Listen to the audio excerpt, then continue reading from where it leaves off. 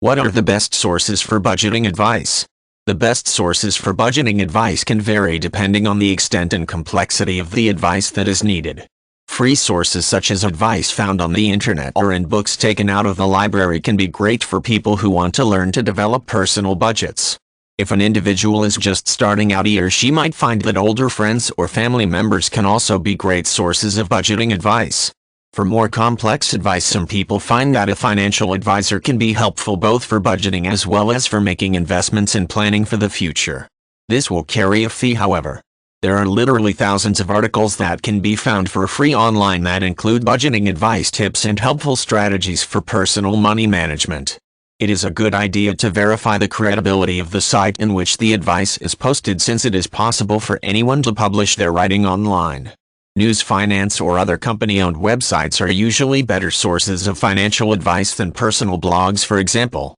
Of course, certain personal blogs are excellent sources of information. It is up to the reader to verify any information found there and make sure it is up to date and applicable to his or her situation. Budgeting books purchased at a bookstore or borrowed from a library are another great source of budgeting advice. These often include worksheets and guides for specific situations such as saving for college and retirement or getting out of credit card debt. They also often provide very detailed information and are available with in-depth information on specific topics such as making the best investments.